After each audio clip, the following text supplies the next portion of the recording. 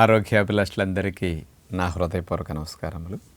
ఒక్క సత్యనారాయణ రాజు 6 గంటలకల్లా డిన్నర్ తినండి, ప్రొద్దుపోయి అసలు తినొద్దు అని చెప్తుంటే కొంతమందికి మాకు సాధ్యం కాదు, ఆయన కుదురుతుంది కానీ మాకెట్లా కుదురుతుంది, ఉద్యోగ వ్యాపారాలంట్లా వాడుకున్న బాధ్యతల దృష్ట్యా పాపం ఇట్లాంటి వాటిని ఆచరించడానికి అంతగా మనసు పెట్టరు. కానీ రోజు రోజుకి షుగర్ భారతదేశంలో మరి చూసుకుంటే ఆంధ్రప్రదేశ్లో తెలుగు రాష్ట్రాల్లో కూడా 31% షుగర్ వచ్చేసింది. ఇప్పుడు ప్రతి ముగ్గురులో ఒకరికి షుగర్ వచ్చేసింది. ఇప్పుడు అంత రిస్క్లో మనం ఉన్నాం. అలాంటి డయాబెటీస్ రావటానికి ఈవినింగ్ 6 దాటాక డిన్నర్ తినటానికి డైరెక్ట్ లింక్ ఉంది. దాన్ని ఇప్పుడు నేను వివరిస్తా, కొంచెం ఆలోచించండి. అంటే భారతదేశంలో పిల్లలకు కూడా, ముఖ్యంగా మన తెలుగు రాష్ట్రాల్లో పిల్లలకు కూడా 10% మంది ప్రీ డయాబెటిక్లో ఉన్నారు. అంటే 5 నుంచి 9 సంవత్సరాల వయసులో పిల్లలు కూడా బార్డర్లో షుగర్ వచ్చేసింది. అప్పుడే 10 నుంచి 19లో పిల్లలు కూడా 10% షుగర్ వచ్చేసేసింది, బార్డర్లో షుగర్ అప్పుడే. ఇది 2024 ICMR వారు ఇచ్చిన స్టేట్మెంట్, ఇండియా వైడ్ తీసిన డేటా అన్నమాట. భారత ప్రభుత్వ పరిశోధన సంస్థ ICMR వారు ఇచ్చిన డేటా. 100కు 10 మంది పిల్లలు ప్రీ డయాబెటిక్లో ఉన్నారంటే పేరెంట్స్ ఇంకా ఆలోచించకపోతే ఎట్లా చెప్పండి. అందుకని మనకి ఎక్కువ షుగర్ వ్యాధి రావటానికి, ఇన్సులిన్ రెసిస్టెన్స్ రావటానికి, ఓవరీస్లో నీటి పొడగలు రావటానికి, ఇలా జీవనశైలి సంబంధమైన రుగ్మతలు రావటానికి, మెయిన్గా ఒబిసిటీ ఏంటి, కొలెస్ట్రాల్ పెరగటానికి, వీటన్నిటికీ కారణం 7 దాటిన తర్వాత తింటాం. అంటే మీరు తినేది బ్యాడ్ ఫుడ్ అయినప్పటికి కూడా 6 లోపు తినేస్తే సగానికి సగం రిస్క్ తగ్గిపోతుంది. 7 దాటాక తింటే చాలా కాంప్లికేషన్స్ వస్తాయి. ముఖ్యంగా డయాబెటీస్ గురించి, ఇన్సులిన్ రెసిస్టెన్స్ గురించి ఒక్కసారి ఇక్కడ మాట్లాడుకుందాం. మీరు వివరణగా వింటే మరి 7 లోపు ఎందుకు తినాలి, 7 PM ఛాలెంజ్ లాగా మీరు దీన్ని ఎందుకు తీసుకోవాలి అనేది నేను ఇక్కడ వివరిస్తాను. Day time hormones, night time hormones అనేది మన శరీరంలో సమయాన్ని బట్టి విడుదలవ్వటం అనేది డిజైన్ ఉంది. సూర్యుడు ఉన్నంతసేపు కొన్ని హార్మోన్స్ విడుదలవుతాయి. సూర్యుడు ఉన్నంతసేపు మన జీవక్రియ యాక్టివ్గా ఉండేటట్టు కార్టిజాల్ హార్మోన్, అడ్రినలిన్ హార్మోన్, అలాగే ఇన్సులిన్ హార్మోన్, ఇవన్నీ మనకి మెటబాలిజానికి యాక్టివేట్ చేయడానికి ఉపయోగపడతాయి. దీనితో పాటు ఇంకొంచెం సెరటోనిన్ అనే హార్మోన్, ఇట్లాంటివన్నీ విడుదలవుతూ ఉంటాయి. మరి సూర్యుడు ఫెయిల్ అయిన తర్వాత, సూర్యాస్తమైన తర్వాత మెలటోనిన్ హార్మోన్, నిద్రపుచ్చే హార్మోన్, ఇట్లాంటివి రిలీజ్ అవుతుంటాయి. రిపేరు, క్లీనింగ్, రిలాక్సేషన్ హార్మోన్ అనమాట. మరి డే టైమ్ హార్మోన్స్ అన్నీ కూడా నైట్ తగ్గిపోతాయి. ఆకలి పుట్టించే హార్మోన్, గ్రెలిన్, ఇవన్నీ డే టైం ఉంటాయి.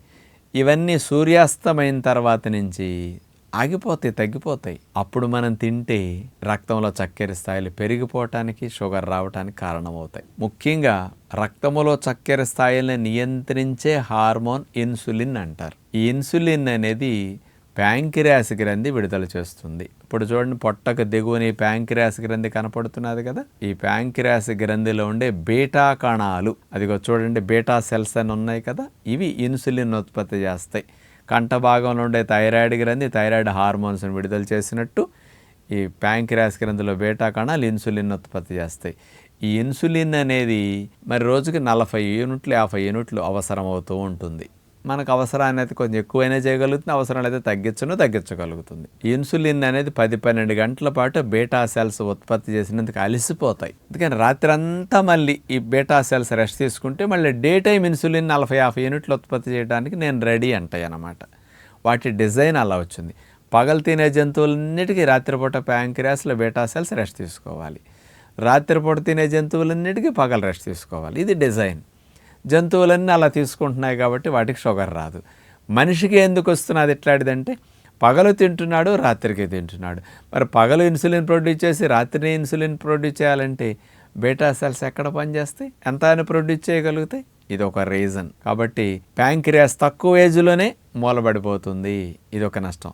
రెండోది, ఇన్సులిన్ హార్మోన్ అనేది పనిచేయటం బాగా యాక్టివ్గా ఉండేది ఉదయం 9 గంటల నుంచి 1 గంట వరకు బాగా పనిచేస్తుంది. ఇప్పుడు ఇక్కడ గ్రాఫ్లో చూడండి, 9 కాడి నుంచి 1 గంట వరకు, అంటే బ్రేక్ఫాస్ట్ బాగా తిన్నా రక్తం లోపల చక్కెర వెళ్తుంది. ఈ చక్కెరని నియంత్రించి ఇన్సులిన్ 9కి బాగా ఉంది, అందుకని వెంటనే రక్తంలో చక్కెర స్థాయిలు డౌన్ అయిపోతాయి. షుగర్ పెరగకుండా రాకుండా రక్షిస్తుంది. 12కి మంచిగా 1 గంటకి లంచ్ హెవీగా తీసుకున్న రక్తం లోపలికి వచ్చిన చక్కెరని నియంత్రించే ఇన్సులిన్ బాగా పనిచేస్తుంది, బాగా ఉంది ఈ టైంలో ఇన్సులిన్.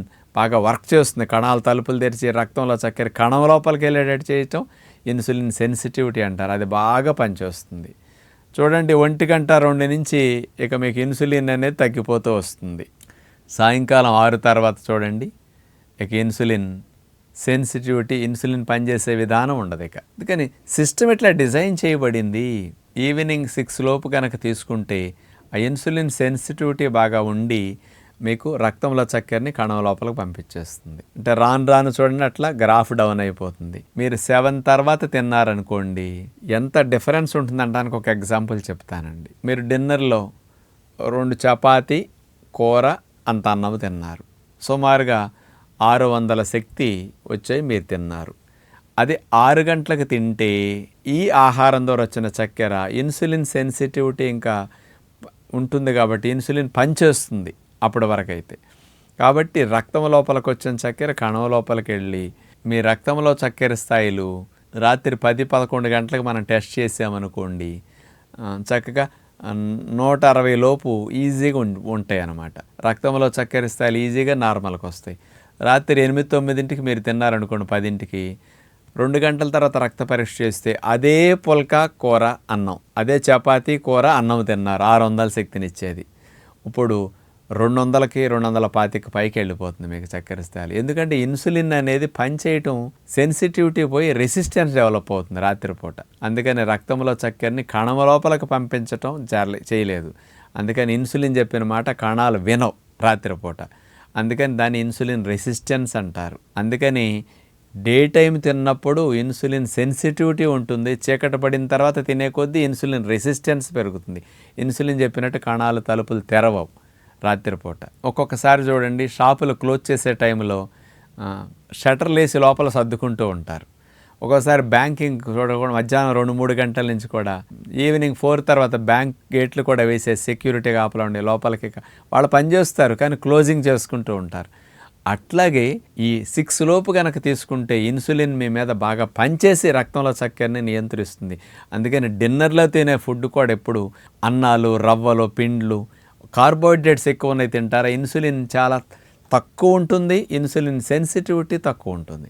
అందుకని మధ్యాహ్నం హెవీగా తినండి, బ్రేక్ఫాస్ట్ తీసుకోండి. డిన్నర్ ఎప్పుడు ఎట్లా ఉండాలంటే హై ప్రోటీన్, లో ఫ్యాట్, హై ఫైబర్ ఉండే ఎక్కువ తీసుకోవాలి, లో కార్బ్స్ ఉండాలి. అందుకని అప్పుడు ఇన్సులిన్ అవసరం తక్కువ ఉంటుందన్నమాట. తక్కువ ఉన్నా పనిచేస్తుంది న్యాచురల్ ఫుడ్కి. అందుకని డిన్నర్లో నట్స్ నానబెట్టినవి, లేకపోతే శాండ్ రోస్టెడ్ లేకపోతే దోరగా వేపించిన విత్తనాలు తీసుకుని నేరేడు, జామకాయ, దానిమ్మ, ఇట్లాంటి కమల, ఇలాంటి ఫ్రూట్స్ మీరు తీసుకోండి డిన్నర్లో, షుగర్ పెరగదు. అందుకని బిఫోర్ 6 మీరు డిన్నర్ తిన్నారంటే అసలు ఇన్సులిన్ రెసిస్టెన్స్ అనేది మీకు రాదు, ఓవరీస్లో నీటి పొడగలు లాంటివి రావు, షుగర్ కూడా రాదు. మీ వచ్చినా కూడా షుగర్ కంట్రోల్లోకి వచ్చేస్తుంది. అందుకని 7 PM ఛాలెంజ్ లాగా ఒకటి పెట్టుకుని 7 దాటాక అసలు ఎవ్వరి ఇళ్లలో తినొద్దని ఒక నియమం పెట్టుకోండి. భవిష్యత్తులో షుగర్ రాకుండా రక్షించుకోవచ్చు. మీ పిల్లల్ని కూడా మీరు కాపాడుకోవాలి. జీవనశైలి సంబంధమైన రోగాలు రాకుండా అంటే కొలెస్ట్రాల్, ట్రైగ్లిజరైడ్స్, ఒబిసిటీ ఇవన్నీ 7 దాటాక తినే వాటి వల్ల ఎక్కువ వచ్చేస్తుంటాయి. కాబట్టి ఇలాంటి రిస్క్ నుంచి మనం బయటపడాలంటే 6 లోపు తినాలని ఒక నియమం గట్టిగా పెట్టుకుని ఆచరిస్తే మంచిదని విజ్ఞప్తి చేస్తూ నమస్కారం.